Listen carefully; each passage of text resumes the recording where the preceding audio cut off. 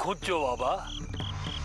কাল এদিকে সুরঙ্গের একটা মুখ দেখেছিলাম, কিন্তু আজ কিছুতেই খুঁজে পাচ্ছি না। না না, সে পথ তোমার জন্য নয়। ফিরে যাও, ফিরে যাও।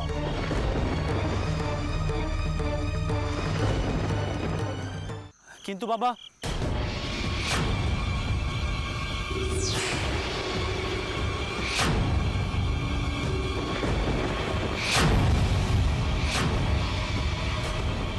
এ কি, তান্ত্রিক তো এখানেই ছিলেন, মশাল ফেলে কোথায় গেলেন? বাবা, বাবা, বাবা, বাবা! তান্ত্রিক নিশ্চয়ই এইখানে কোথাও অদৃশ্য হয়েছেন।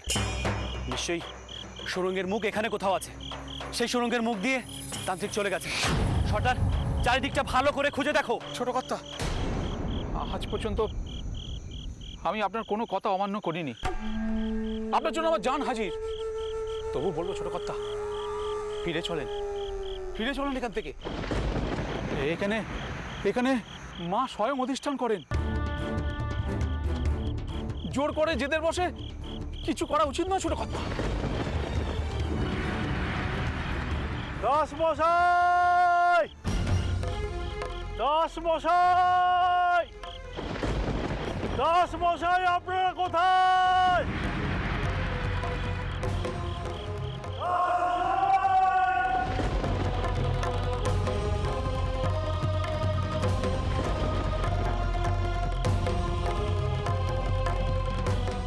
দাস মশাই, আপনি কোথায়? বাবা, বাবা, আমরা এখানে, আমরা এখানে, এখানে বাবা।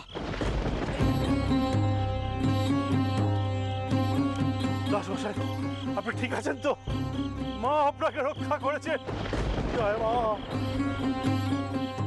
জয় মা। বাবা, কি ব্যাপার বলুন তো? আমি ধ্যানে বসেছিলাম, ধ্যানের মাঝে দেখলাম যে আপনি একটা সুড়ঙ্গের মাঝে আটকে পড়েছেন, বেরোতে পারছেন না। আমার ধ্যান ভেঙে গেল, আপনার জন্য মনটা বড় ছটফট করলো। খোঁজ নিয়ে জানলাম যে আমি ধ্যানে যা দেখেছি তা সত্যি। আপনি একটা সুড়ঙ্গের খোঁজ করছেন, তাই এখানে ছুটে চলে এলাম। দাসমশাই, এখানে থাকাটা ঠিক হবে না। চলুন, ফিরে চলুন, ফিরে চলুন দাসমশাই, ফিরে চলুন।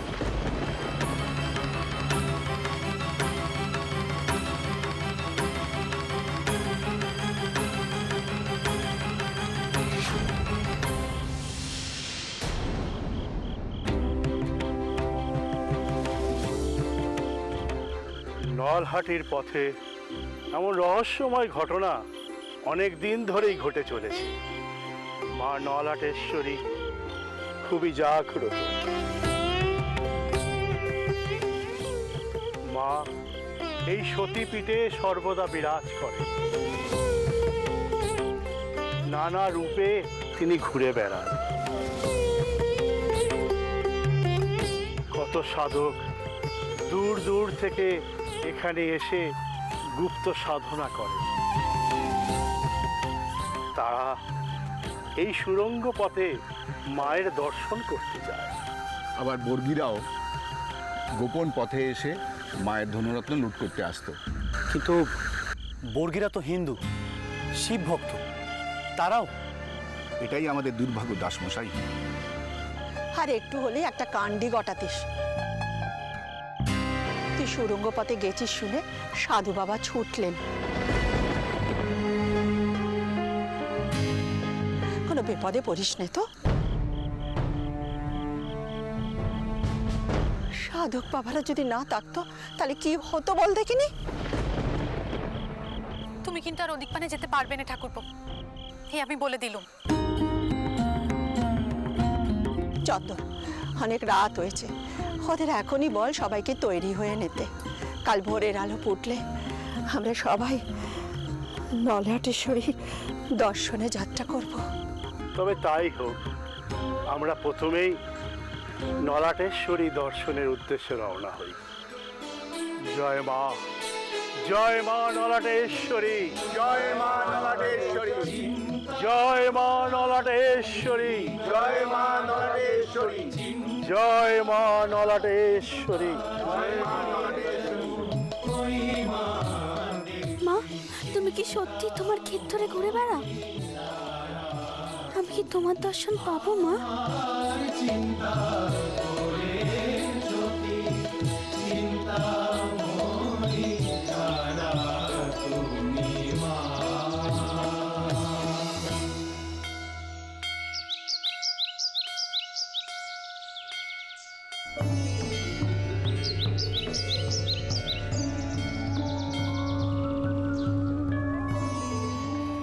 তুমি বুঝি এখানে নতুন এলে?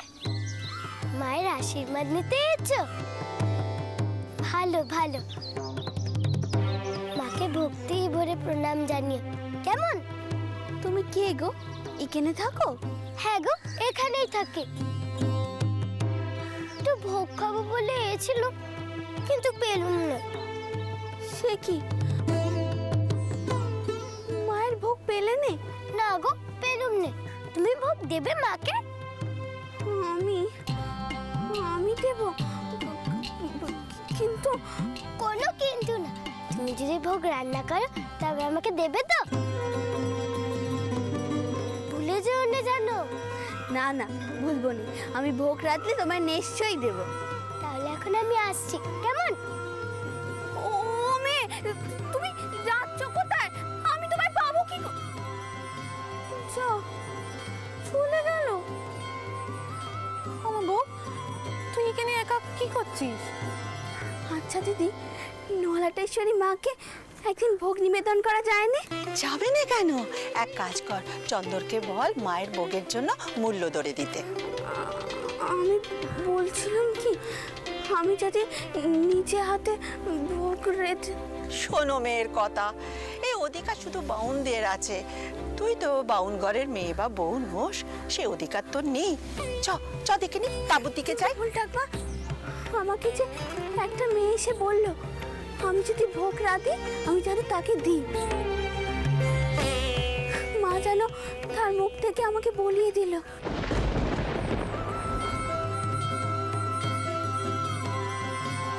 তুমি ভোগ দেবে মাকে? তুমি যদি ভোগ রান্না করো তবে আমাকে দেবে তো? বেশ তো, তুই মূল্য ধরে দে না। কে বারণ করেছে? হ্যাঁ চন্দর, ও চন্দর, এদিকে। এই যে চন্দর, তুই এখানকার সেবাই তার বাউনদের সঙ্গে কথা বল।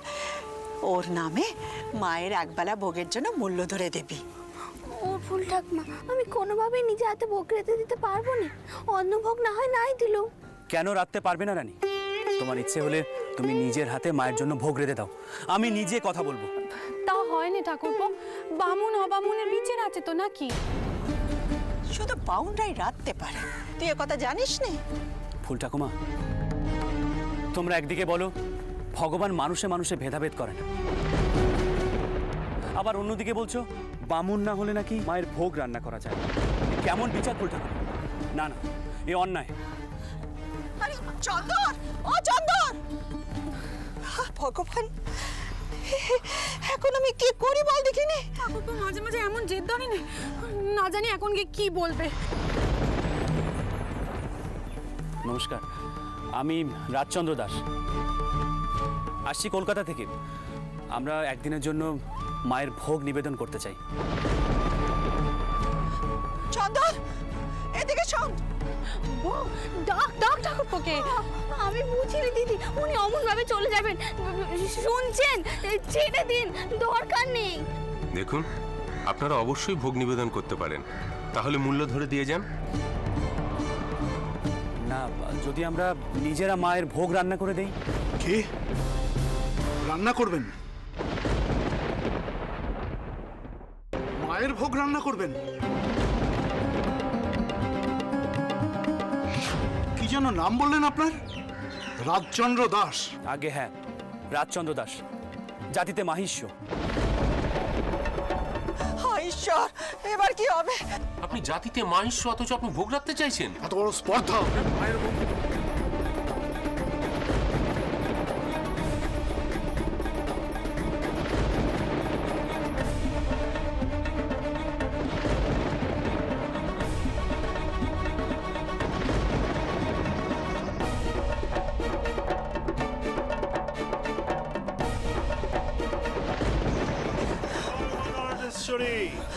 বাবা, বাবা, বাবা, ওখানে অশান্তি বেঁধেছে, কিছু একটা করুন, কিছু একটা করুন।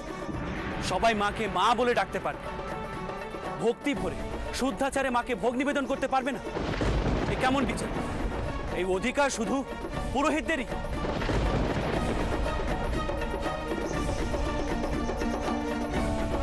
না না, আমি কেন পারবো না? চার পাতের বিধানগুলো কে করেছে? আপনারা করেছেন। জয় মা নলাটেশ্বরী। কি হয়েছে দাসমশাই? আপনাকে এত উত্তেজিত লাগছে কেন? মার সেই চরণে রাগ, দুঃখ, অভিমান, এই উত্তেজনা সবকিছু নিবেদন করে দিন। আপনি যা বলছেন তা অসম্ভব। কোনো অব্রাহ্মণের ভোগ রান্নার অধিকার থাকে না। কেন? কেন ভোগ রাধার অধিকার থাকবে না? দাসমশাই, আমি কথা বলছি, আপনি এখন যান। আপনার এর মধ্যে জড়ানো ঠিক হবে না। দেখুন, মায়েরা আপনার জন্য অপেক্ষা করছে। আপনি যান দাসমশাই। চন্দন, নেবে আয়, নেবে আয় বাবা, নেবে আয়।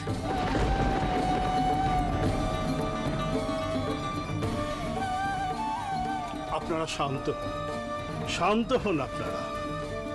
জয় মা নলাটেশ্বরী।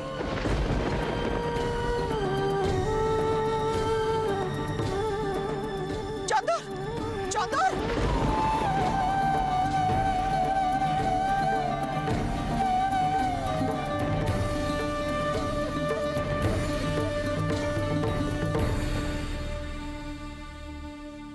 না রানী, এ অন্যায় আমি মানব না। এক শ্রেণীর ব্রাহ্মণ তাদের ক্ষমতাকে কুক্ষিগত করে রাখার জন্য এই জাতপাত আর ছুঁয়ের বিধান দেন।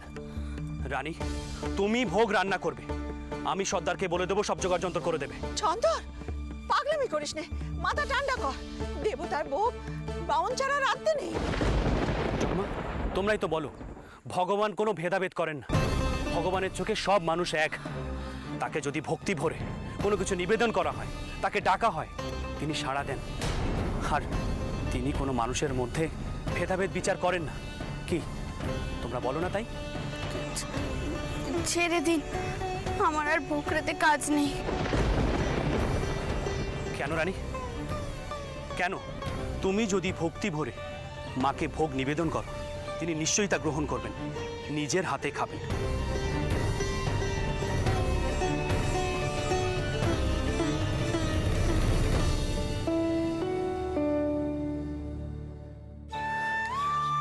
হ্যাঁ, এটা সত্যি যে এখানে যাত্রা করার আগে আমি বিশ্বাস করতাম না যে দৈব শক্তি বলে কিছু আছে। আমি বিশ্বাস করতাম ভগবান নিরাকার, তিনি কোনো পাথরের মূর্তিতে বাস করেন না, তাকে চোখে দেখা যায় না।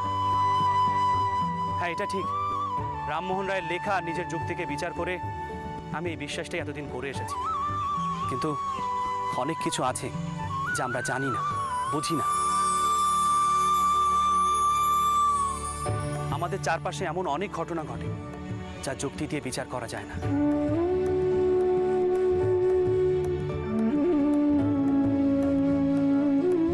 রানী, আমি আরো একটা প্রমাণ পেতে চাই, আর মাত্র একটা প্রমাণ, তাহলে নিশ্চিত হব এতদিন ধরে মনের মধ্যে যে বিশ্বাস আমি পোষণ করে এসেছি তা সত্য নয়, ভুল।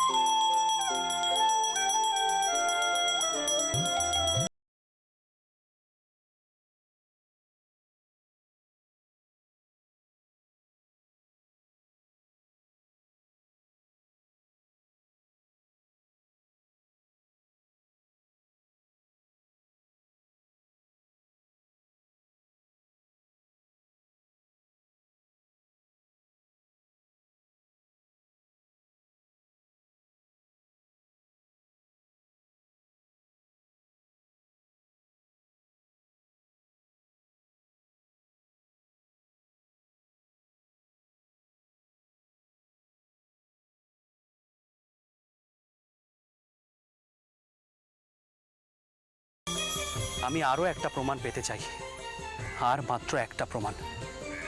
তাহলে নিশ্চিত হব এতদিন ধরে মনের মধ্যে যে বিশ্বাস আমি পোষণ করে এসেছি তা সত্য নয়, ভুল। কালে বিফলে গেল, দেখো না কালান্ত নিকটে এলো, প্রসাদ বলে ভালো, কালি কালি বলো।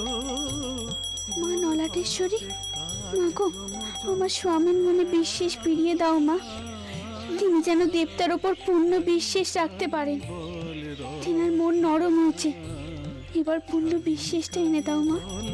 রসনা কালি কালি বলে রসনা। কাজটা একেবারে ঠিক হচ্ছে না নাথ বউ। কতদিনের নিয়ম, আমাদের ভোগ রাখতে নেই।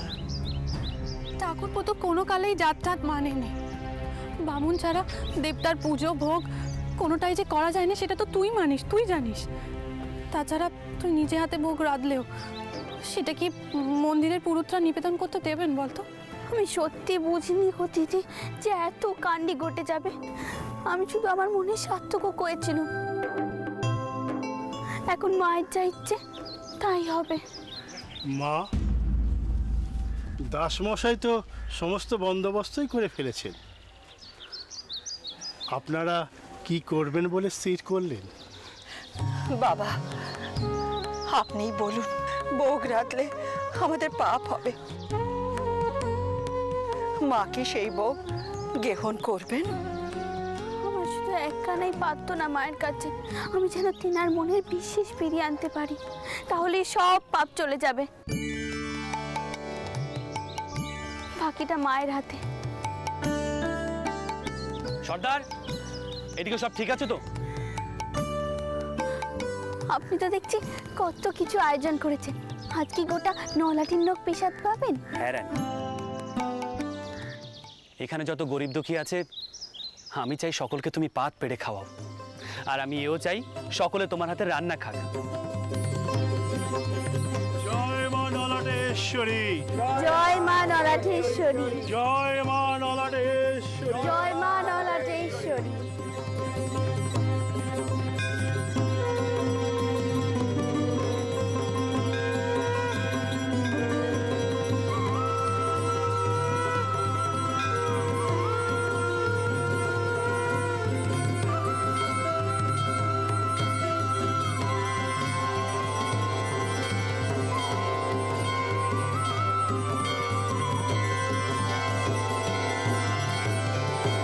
না না, এত বড় অনাচার আমরা কিছুতেই মেনে নেব না, কিছুতেই না। যাতে বাহিষ্য হয়ে কিনা মায়ের ভোগ রান্না করার দুঃসাহস দেখাচ্ছে, এটা অন্যায়।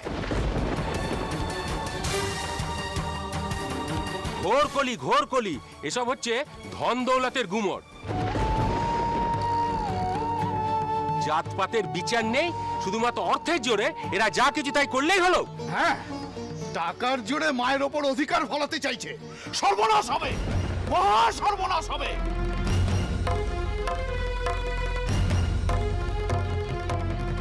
মা অভুক্ত থাকবেন, তবু ছোট জাতের ছোঁয়া ভোগ মা গ্রহণ করবেন না। আরে ভোগ দেবার কথা কেন উঠছে কেন? ওরা রান্না করুক, কাঙালি ভোজন করাক, যা খুশি তাই করুক, কিন্তু তবু আমরা ওদেরকে কিছুতেই মাকে অন্নভোগ দিতে দেব না। ব্যাস।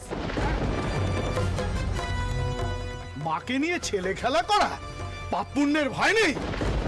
আমরা মন্দিরের পুরোহিত, ওই ছোট জাতের ছোঁয়া ভোগ আমরা কিছুতেই মন্দিরে উঠতে দেব না। রাজচন্দ্র দাসকে বুঝিয়ে দিতে হবে, টাকা দিয়ে মাকে কেনা যায় না। ভোগ দিতে এলে আমরা আটকাবই। আমরা আটকাবো।